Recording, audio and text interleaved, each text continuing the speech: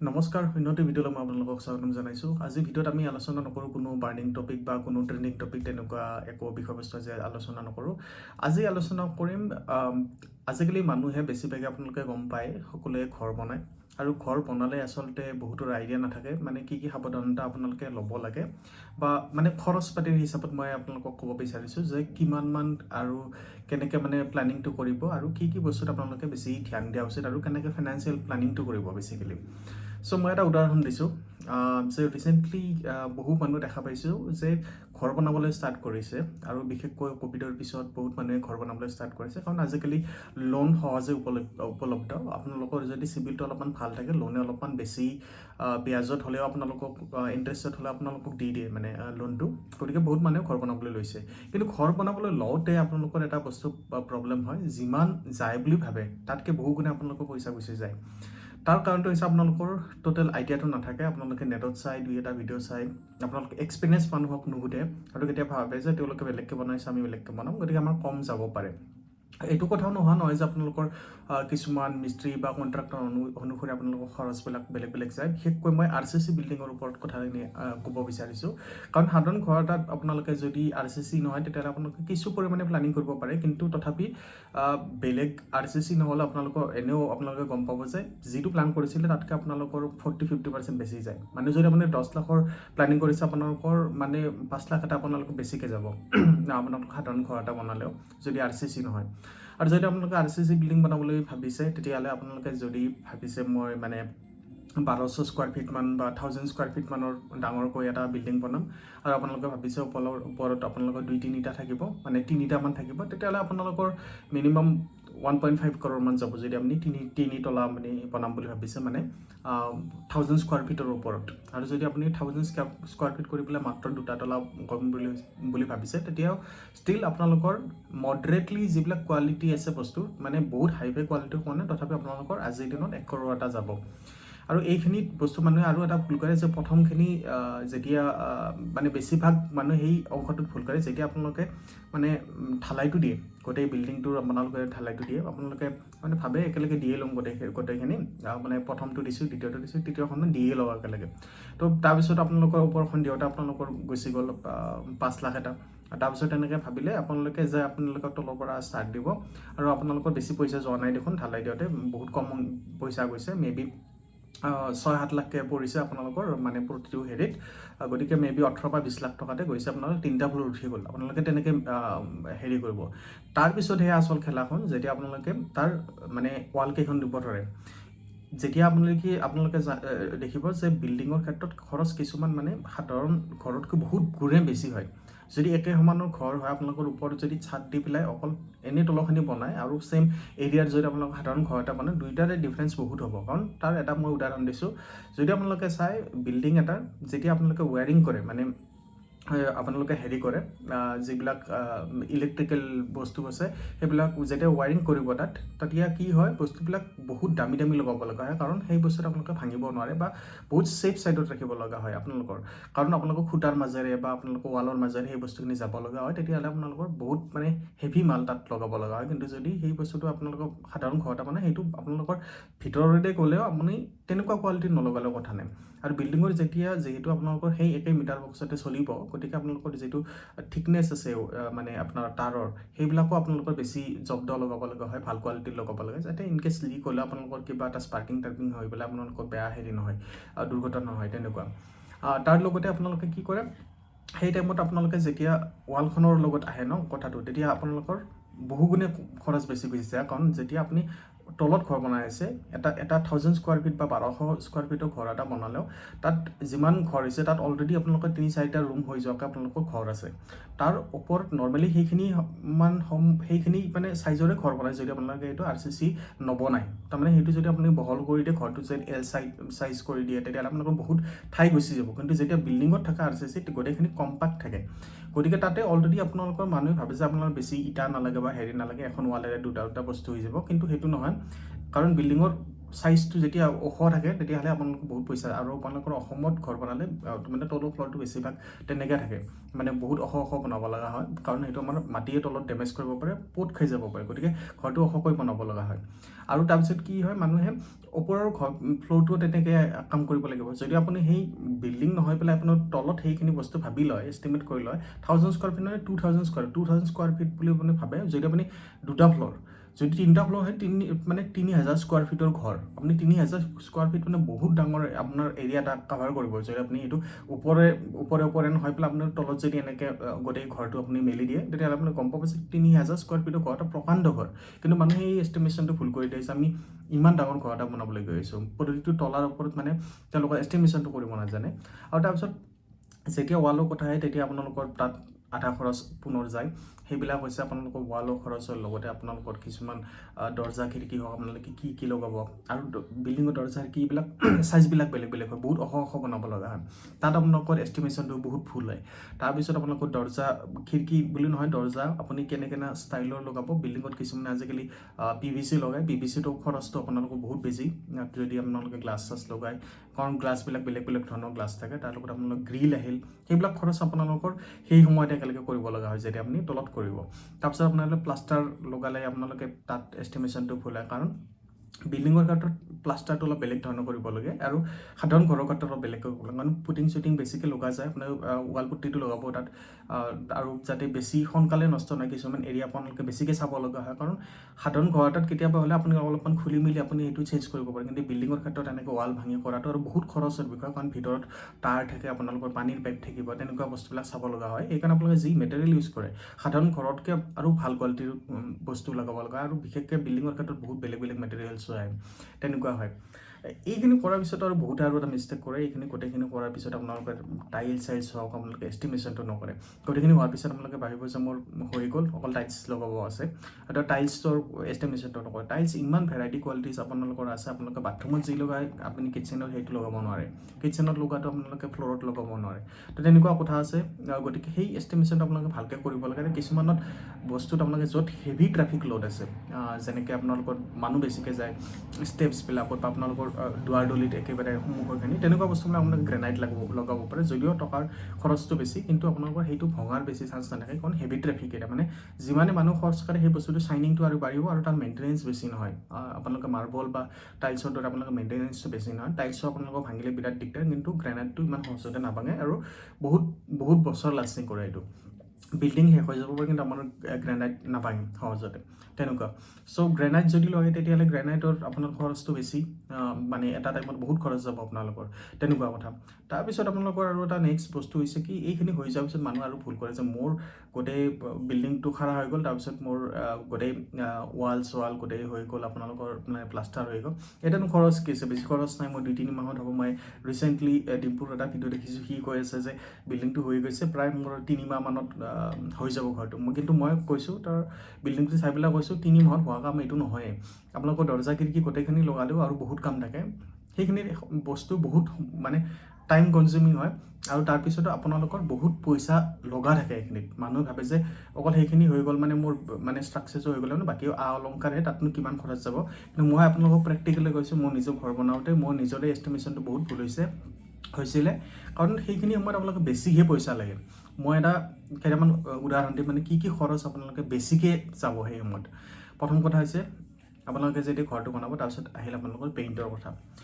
ইমান ডাঙৰ ঘৰ এটা আপোনালোকে কোৱালিটি পেইণ্ট নকৰিলে আপোনালোকৰ নহয় আৰু বাহিৰত বহুত বেলেগ বস্তু থাকে আপোনালোকৰ হেৰিৰ ক্ষেত্ৰত মানে বিল্ডিঙৰ ক্ষেত্ৰত বোলে এইখিনি ঠাই ওলাই আছে আপোনালোকে তাত একদম কমপ্লিটলি আপোনালোকৰ পানী লাগিলেও যদি বেয়া নহয় তেনেকুৱা পেইণ্ট লগাব লাগিব বা ভিতৰৰ কিছুমান অংশ থাকে তেনেকুৱা আপুনি লগাব লাগিব কিটচেনত তেনেকৈ লগাব লাগিব তাৰপিছত কিটচেনৰ কথা আহিল বিল্ডিঙত আপোনালোকে যে মডুলাৰ কিটচেন নবনাই তাত নহয় মডুলাৰ কিটচেন আপোনালোকৰ 2 লাখৰ তলত নহয় যদি আপুনি অলপমান ভাল মানে কিটচেন লগাম বুলি ভাবিছে কাৰণ বিল্ডিঙত সেইবিলাক ভাঙি থকাটো বিৰাট দিগদাৰ গতিকে আপোনালোকে মিনিমাম 2-2.5 লাখ টকা আপোনালোকৰ লাগবে যদি আপুনি মডুলাৰ কিটচেন বনাম বুলি ভাবিছে তাত কিটচেনৰ লগত কিছুমান বস্তু আহিব পাৰে আপোনালোকৰ চিমনিটো আহিব পাৰে বা তলৰ কিছুমান ৰেক চেক সেইবিলাক আহিব পাৰে, কিন্তু আপোনালোকৰ কিছুমান বস্তু নাহে, যেনেকৈ কিছুমানৰ মানে 2 লাখ টকাত আপুনি ইমান বস্তু নাপায় যে আপোনালোকৰ অ'ভেনটো আহিব বা আপোনালোকৰ ফিল্টাৰটো আহিব, তেনেকুৱা নাই।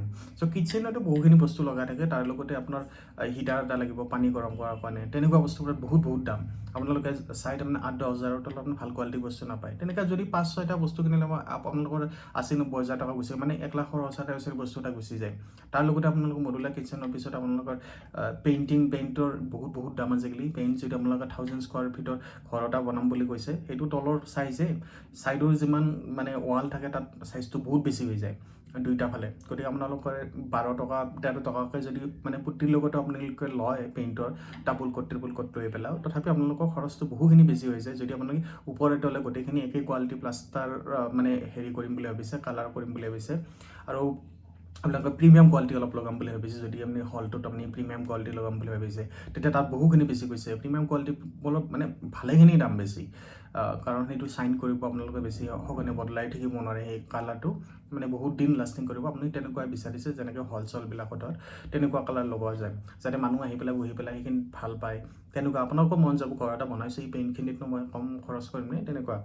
তাৰপিছত আহিলে আপোনালোকৰ একদম চবচে মানে খৰচ টানি লৈ যোৱা বস্তু হৈছে আপোনাৰ লাইটিঙৰ লগত আপোনালোকৰ কি থাকে, মই আগতে কৈছোঁ। প্ৰথমে আপুনি ভাবিব পাৰে যে মই খৰচটো কৰিয়ে থৈছোঁ গোটেইখিনি, লাইটিঙত গোটেই ৱায়াৰিংখিনি আছে তাত, কিন্তু ৱায়াৰিংখিনি থাকিলে নহয়। তাত মেইন খৰচখিনি যায় আপোনালোকৰ প্ৰত্যেকখন বৰ্ডৰ লগত। তাৰপিছত মানে আপোনালোকৰ থাকিব, তাৰপিছত যিমান ইলেক্ট্ৰিকেল বাল্ব আছে, আপোনালোকে বেলেগ ষ্টাইল লগাব খুজিলে, আপোনালোকৰ যদি ফল চিলিং এখন ফল চিলিং এখন লগাম বুলি ভাবিছে, তাত যাব আপোনালোকৰ খৰচ। ইমান যদি 1000 স্কোৱাৰ ফিটত দুটা প্ৰজেক্ট আপুনি কমপ্লিটলি লগাম বুলি ভাবে, আপোনালোকৰ তাতেই গ'ল আপোনালোকৰ বহুত খৰচ।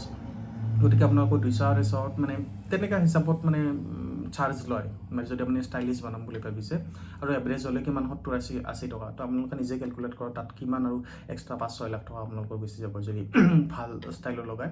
তাৰপিছত আপোনালোকৰ লাইটৰে আপোনালোকৰ বিভিন্ন বস্তু থাকে। আপোনালোকৰ যিবিলাক আপোনালোকৰ মানে বেলেগ লাইট আছে, ধৰক আপোনালোকৰ হেৰি লাইট বেলেগ লগাব। আপোনালোকে ফ্ল'ৰত যদি লগাম বুলি ভাবিছে, কিছুমান LED লগাম বুলি ভাবিছে, তাতে আপোনালোকৰ খৰচ আহিব। তাৰপিছত আপোনালোকৰ আহিব ফাৰ্নিচিঙৰ খৰচ। ফাৰ্নিচাৰত আপোনালোকৰ বহুত যায়, অকল ঘৰটোতো এনেই বনাই থ'লে নহ'ব, সেইবিলাক ফাৰ্নিচাৰবিলাক লগাব লাগিব। বহুত মই পুৰণি বস্তু লগাম, আগত পুৰণি ঘৰত মোৰ বস্তু আছে আনিম, কিন্তু তেনেকুৱা নহয়। আপোনালোকৰ সেই বস্তুটো আনি ইমান ধুনীয়াকৈ ঘৰ এটা সজাই পেলাই আপোনালোকৰ 15-20 বছৰ পুৰণি চকী এখন তাত থ'ব নোৱাৰে। যিমান ফাৰ্নিচ কৰিলে আপোনালোকৰ সেই খৰচটো বেছি ইমান ডিফাৰেঞ্চ নহয়। গতিকে আল্টিমেটলি মানুহে নতুন বস্তুৱে কিনে। গতিকে তাত আপোনালোকৰ যে ফাৰ্নিচাৰত ইমান খৰচ যায়, আপোনালোকৰ 2-3 লাখ টকা আপোনালোকৰ মানে সৰু ফাৰ্নিচাৰ 2-3 বিলিয়নমান বস্তু, হেভি বস্তু কিনিলে আপোনালোকৰ বিচনা এখনত আপোনাৰ 70-80 হাজাৰ টকা লয়। তাৰ ওপৰত আপুনি যে কট লওঁ বুলি ভাবিছে, তাত আপোনাৰ 30-40 থাউজেণ্ড হ'ব। তাৰপিছত আপোনালোকৰ এটা ৰুমৰহে সেইটো বস্তু হ'ল, যদি 1000 স্কোৱাৰ ফিট আপোনালোকৰ 2-3টা ৰুম থাকিব, গতিকে প্ৰতিটো ৰুমত যদি আপুনি চাই, গতিকে আপোনালোকৰ মানে 1-1 লাখ টকাকৈ যাব। ওপৰৰ তলত যদি আছে তাত 7-8 লাখ টকা গুচি গ'ল, তেনেকুৱা। তাৰপিছত পেইণ্টৰ কথা ক'লোঁ, মই হেৰিখিনি কথা ক'লোঁ। তাৰপিছত আপোনালোকৰ যিমান কিটচেনৰ বস্তুখিনি সেইখিনি কথা ক'লোঁ, যে তাৰপিছত আপোনালোকৰ টয়লেটৰ যিমান বস্তু আছে সেইখিনি খৰচখিনি।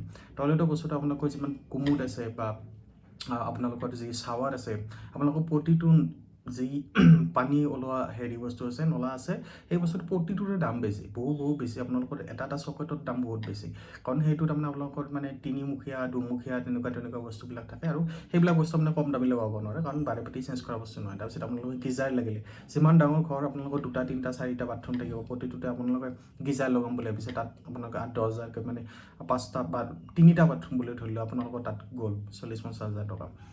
তাৰপিছত আপোনালোকৰ আহিল শ্বাৱাৰ যিমান আছে, বেলেগ ধৰণৰ শ্বাৱাৰ আছে, সেইবিলাকত বহুত দাম বেছি। গতিকে অকল শ্বাৱাৰ বুলি নহয়, তাৰপিছত এৰেঞ্জমেণ্ট আপোনালোকৰ লাগিল যে তাত আপোনালোকৰ বাথৰুমত আপুনি ছাইডত লগাবৰ কাৰণে হেঙাৰ লাগিব, বেলেগ ধৰণৰ হেঙাৰ আছে, সেইবিলাকতো দাম বেছি। তাৰপিছত আহিল ফাৰ্নিচাৰ। অকল আপোনালোকৰ বহা ফাৰ্নিচাৰ এইখিনিয়ে নহয়, আপোনালোকৰ ফাৰ্নিচাৰ গেষ্ট ৰুমত বেলেগ লাগিব। আপোনালোকে যদি এটা মানে চৰাঘৰ টাইপ বনাইছে, তাত কি থ'ব লাগিব। তাৰপিছত আপোনালোকৰ আহিল পৰ্দাৰ কাপোৰ, তাৰপিছত আপোনালোকৰ আহিল বিচনাৰ কাপোৰ, তেনেকুৱা বস্তুবিলাকত বহুত যায়। ডাইনিঙৰ কাৰণে আপোনালোকে বেলেগকৈ কৰিব লাগিব। আপোনাৰ যদি চাই পৰ্দাৰ কাপোৰ ইমান দাম বেছি আপোনালোকৰ, তাৰপিছত আহি পেলাই ফিটিং কৰি পেলাই আপোনালোকে গমেই পায়, তাত লোহা লগাই তাৰপিছত লৈ পেলাই ফিটিং কৰি পেলাই আপোনাক ড্ৰিল কৰি পেলাই তাৰপিছত বেলেগ বহুত দীঘল পৰ্দা লগাব লগা হয় বিল্ডিঙত। গতিকে বিল্ডিং এটা বনোৱাটো নহয়, তাক মানে গোটেইখিনি অলংকাৰ দিয়াতে বহুত টকা যায়। তাৰপিছত সেইমতে ইমান লাইটিঙৰ ব্যৱস্থা কৰিব লগা হয় কণ্টিনিউৱাছলি, আনকি পিছতো আপোনালোকৰ বহুত খৰচ।